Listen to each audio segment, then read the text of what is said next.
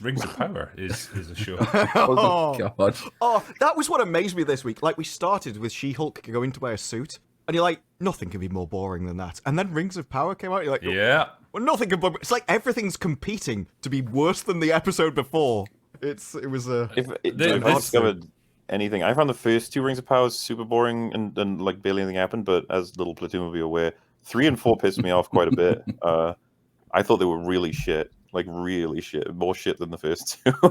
Oh yeah, I think they've perfected the unlikable character in Galadriel. Like they took a character that was absolutely fantastic in the original trilogy, and just turned her into a complete bitch. That I don't care what happens to her. I don't care what she gets put through, because the show's giving me absolutely no reason to like her.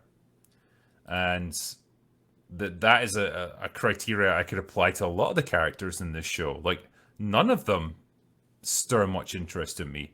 None of these people I care about what they're going through, what they're experiencing, because they're either boring or they're unlikable or they're just idiots. You know, there's not much to latch onto here. And you're also you're hamstrung by this problem of very slow progression of events, where it feels like we're just stuck in a bit of a holding pattern for a lot of these characters, where I don't feel like they go anywhere or particularly do anything. And it's just the writing is fucking terrible. Yeah, well, it's long periods of nothingness punctuated by brief flashes of utter nonsense. Like, it saves all of its events for the last sort of 10 minutes. So you have to sort of sit there and try not to fall asleep for the first 45, 50 minutes. And then you're suddenly bombarded with stuff, payoffs that the show hasn't earned, or massive events that impact character and world building going forward. But they've all been saved for the last 10 minutes of the episode, and there's usually 3 to 5 of them in one go, meaning that by the next time the next episode comes around, you might have ended with a big revelation for not Galadriel, for example. But 2 minutes before that, in the previous episode, there was also a big revelation for, I don't know, just take Durin and Disa, or any of the other slightly less important characters. But you'll have forgotten that, because the show just, it's condensed everything. It puts all of these things side by side, meaning that the only impression you're left with at the end is whatever the last big revelation happened to be. It detracts from the meaning and the import and the memorability of whatever the preceding revelation was 5 minutes earlier, because it simply isn't as important. And it's not that the show doesn't have content, because the number of revelations they pack into the last 10 minutes of any given episode shows that it does have content. It's just that it hasn't spread it out at all. What it needed to do was to sort of put these things periodically over the course of the entire hour. That would have maybe kept more people's attention. It would also have allowed these developed points to actually have room to grow and to sink into the mind of the audience. And it would have made the show feel much fuller than it actually is. It wouldn't have fixed the show, because the show is just complete garbage in so many other ways. But that would have been one improvement, just to space out relevant information to make sure that all the actual relevant stuff is remembered going into the next one. But that's only one of the many, many, many, many, many issues with this show. Well, that's the thing with Galadriel is I know there's like, oh well, maybe she'll go on an arc because she starts this way, but she's got to have an end position that needs to work towards. Like, yeah, but there should be signs that this behavior is bad and you need to change. And that's even if you disregard the fact, she's thousands of years old. So this is how she acted for thousands of years. I'm not going to just suddenly change all of a sudden. Now you've squashed the timescale together. But she actually gets rewarded for bad behavior. And at the start of last episode, they said an elf will never lead this nation and lead this island. And by the end of the episode, they just go, right, we're going to war for an elf. And I was like, yeah, of course she is. She I think she it was to kill also everyone. that they could have that scene with the 2 female characters that are really strong, that pass the Bechdel test, where they're not talking about a man. They have to go off and do these world-changing events. That was all in service of that. But yeah, they had interviews with Morwen Clark, where she was saying her arc is going to be about learning humility, because she's kind of arrogant and stuff. I think that was absolutely added after the fact. They're very much aware that people don't like this character because she's an arsehole. She deals with people that she needs to win over. She needs to win their cooperation, instead of being diplomatic, which you would learn to do after being alive for thousands of years. She's a petulant teenager who just stamps her feet and is like, well, why won't you just do what I say? You know, that's not how someone of that stature and that age should act. But that's what the No, writers can conjure because that's what they think is strong.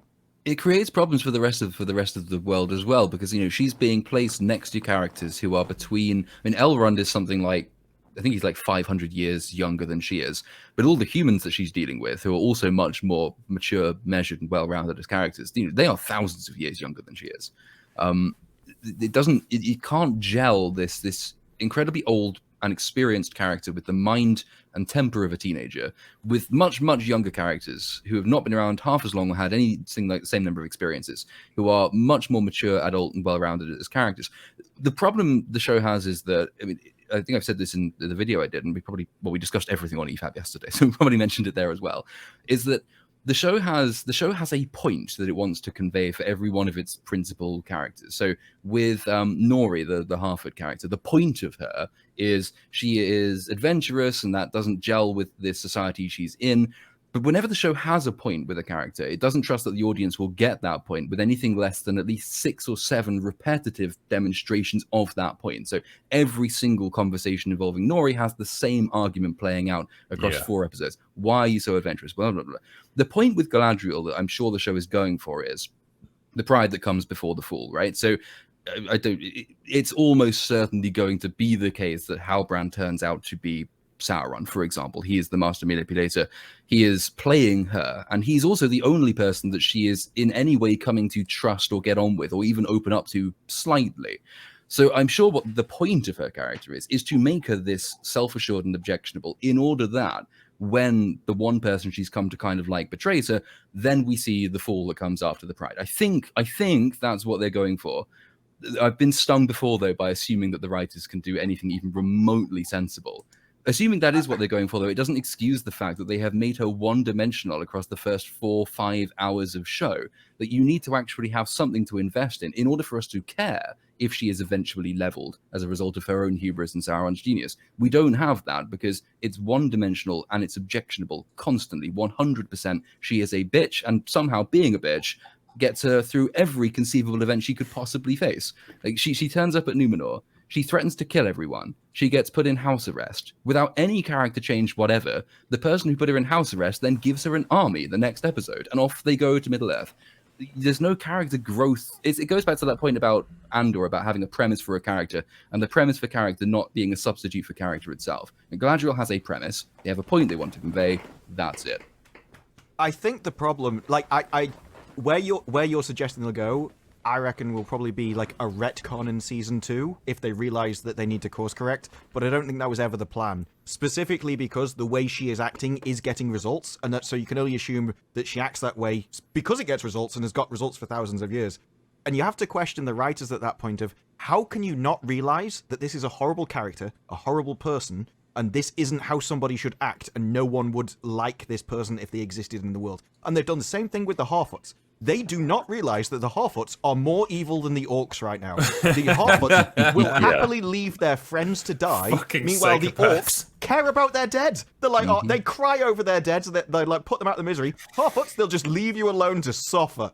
And but they'll give you an entry in the Book of Remembrance. Oh yeah, they'll write down your name so they can remember the horrors that they have inflicted upon you and relive it when they come back to the next ceremony. They're disgusting little creatures, but the writers have no idea that that's what they've created. And I'm like, I just the complete lack of self-awareness, and that's why I think with Galadriel, it's like, no, it's not an arc. They think that she's a good character, a strong character, and this is how people should act. Just because. Otherwise, like, they've shown no other kind of moral compass in any other kind of direction, so why would you assume it for her kind of thing? She's rough to watch. Oh, yes. Every time she has an opportunity to just present to me that she has a brain cell, or she could put aside her own interest in her own fucking existence for 5 seconds, like, she's so far up her own ass. It's absurd. Because I thought that she would never be able to beat She-Hulk. After the first episode of She-Hulk, I was like, oh god, this woman is like hyper arrogant. But no, I feel like Galadriel's kind of beating her out when she was like threatening to kill everybody when she first arrived in Numenor. She was just like, yeah, we got Plus Numenor the price to pay. by paying the price of blood. Yeah, This brings me back to what I was saying before, where it's like, literally all you need from these people is just a way out. You know, like, I'm really sorry for landing here. I got shipwrecked. What can you do? I don't want to cause any trouble for you guys. Just want to get back to Middle Earth because I've got some really important stuff I need to deal with. Could you just do me a favor and give me a lift? That's it. It's not that difficult. But it's They like she wanted her to takes the go. most like awkward path possible, where she just acts. She gets into a dick waving contest with Queen Muriel, and like, why? What does that accomplish in your grand scheme of objectives? Nothing. It's just to try and make you look superficially strong. My favorite scene so far is when she went, "There is a tempest in meat prison." Like that, I burst out laughing at that point. That's the only thing I liked about that episode.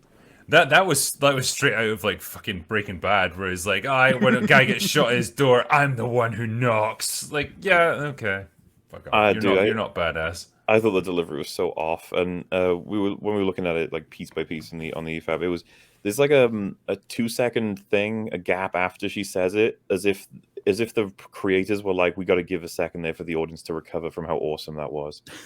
It was like, no, it was just awkward, mate. I had to recover from something, but it wasn't because it was awesome. I hate the fact as well that like Isildur is this just dweeby teenage guy who's like got his head in the clouds and he can't he can't focus on anything, and you get those really on the nose lines because he's a white guy who kind of sacrifices his position in the Navy, and then you get like a mixed race dude who comes up to him and is like, well, we don't all have the privilege of like, being born into the right household to just walk into a job like this. I had to earn it and you fucked it up for me. It's like, oh, what could you possibly be referencing there? And I still don't know why they got fired. That entire scene. I don't get it. No, that captain was just an absolute dick. It's not even the captain sees him do the same thing earlier in the same episode. He almost gets someone killed because he's not paying attention. He's just looking at the West Numenor, and so he loses track of the rope, and then someone goes flying, and the captain just walks past at that moment and just says, "The sea is a harsh master, or there is no harsher master than the sea." Just generic like ocean love pap. But then the same thing happens later in that episode, and it's immediately the captain says, "I've seen you do this properly 1,000 times, therefore that must have been deliberate, therefore you and your friends are fired." That's payoff to something that hasn't been built up. I don't understand how he's reached that conclusion. If it was deliberate for one guy, why fire the rest? And they were trying to save the rope, not let it go, so... They were literally doing their job. Yeah, it's like they should be commended for that. They put themselves at risk to try and stop the rigging from collapsing. And it's just because those three will end up fighting alongside all the bullshit that's going to be happening. Like, I could see them retroactively being like, Isildur was going alone. It's like, he should have some friends to go with. Let's just get 2 friends fired along with him. But this just goes back to what I've said before, right? Like, when we're talking about this age of Middle Earth, like characters like Isildur and stuff, like the guy who cut the ring from Sauron's hand himself, this mighty warrior of a bygone age. And he's reduced to like a fucking dorky teenager who can't pay attention, like when he's doing sea trials on a warship. It's so mundane now. It's broken down to the most base, shitty level of character writing. Like, people like this, titanic figures like this from the history of Middle Earth should not be portrayed in this way. They should be better than that. And this is what this show is all about. It's about deconstructing all of these legendary figures down to just mundane, flawed, weak humans. That's all it comes down to, and it's one of the many reasons I fucking hate this show. They have a problem with because they have 5 seasons that they have to try and tell this long story over. So I think with Isildur, reducing Isildur from the position we see him in the prologue to the build up to Fellowship to essentially like Sailor Twink it's an unsubtle way of doing something, but I think they did have to do it. I mean, so the story he's going to have to go on will have to see him grow into the man that we see at the beginning of Fellowship, and they do theoretically have 5 seasons to do that. That will encompass the fact that they will have to flee Numenor, presumably when it's destroyed. He will have to go. He will have to fight in Middle Earth. He'll have to grow as a person and then emerge as the character we see him at the beginning of Fellowship. I don't really mind that they've reduced him in that way at least I won't mind it if they actually manage to rebuild him again afterwards. And the problem will be that they won't be able to do that because they're incapable of building characters properly. But I'm not sort of in principle opposed to changing his character. I think that that's a stronger argument to make against casting Galadriel as a lead, because again, as we discussed, it's very difficult to do that with a character who is thousands of years old unless you are just going to pretend that she's not thousands of years old. It would have been better, given the show has shown no qualms about creating its own characters anyway, if you have Galadriel as an important character, but a side character, or like the quest giver character. She can still do or think much of what she thinks, but she can suborn actions by a new hero who takes her stead, who is in fact younger, who does have room for character growth and progression, and whose sort of tempestuousness makes sense because of their youth and inexperience, and send them on the adventure instead. If you're going to invent characters, you might as well invent characters who fit the story you're telling, rather than cramming established characters into stories they don't belong in. I think they had two concerns with this one, though. One, they wanted a named character that was immediately recognizable to people who just had a vague understanding of Lord of the Rings, and so Galadriel fits the bill. And two, it had to be female, because of course it has to be in 2022. And so why couldn't it have been Shelob then? Well, exactly, or yeah. The story of the giant spider. But like, you could have theoretically made Nori the lead character, or what the fuck's her name, Bronwyn from the Southlands. Because like they might. She is a strong female character who has to like rise above the doubts of her people to lead them into some kind of salvation. And that might have made a more interesting story, but like she's not a recognizable character because she was just made up for this show. And so they played the safe option with Galadriel, and as you described, they've kind of written themselves into a corner with that, because you're constrained by what you know she's going to become and what she actually is now. She's thousands of years old. And it doesn't work with the behavior that you want to give her this whatever kind of character arc they're going to try and fudge together for her. But this show is a victim of its own. Well, it's kind of made a rod for its own back with choosing these characters for this role.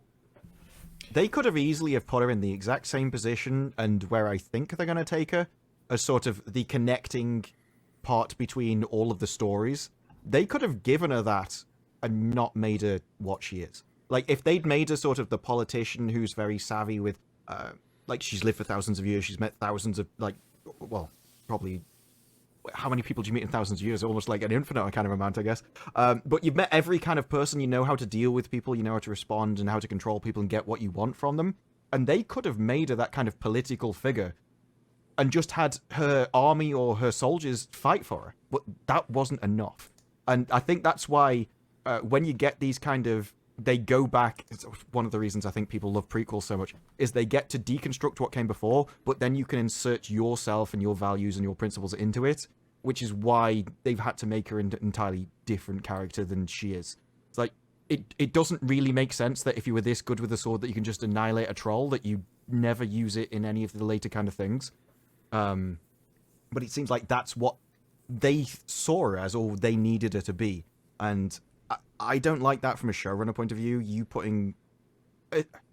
If the author's alive, if you take House of the Dragon, the author's alive, and so if you can get their permission to change their work, I'm not going to defend it. It's like their choice, their work, they can do what they want. But when you do that to somebody else's work, it's not on. You shouldn't be doing that. And so they should have... Maybe it wouldn't have worked for the story without having a character changing, but I think it could. And I think you could have kept her as the same character that you see later on as now, and still had to play the exact same role. You just would have needed other people to... she rallies people around her and they fulfill the kind of fighting role while she handles the... places the bit that helps. Sounds like you just hate women. That's all I'm hearing. Well, that's definitely a take that many people have had across Twitter. By the way, thanks for watching this clip. If you're interested in supporting this channel, then my new novel Dark Harvest is available to order from all online retailers. Link in the description. Anyway, that's all I've got for today. Go away now.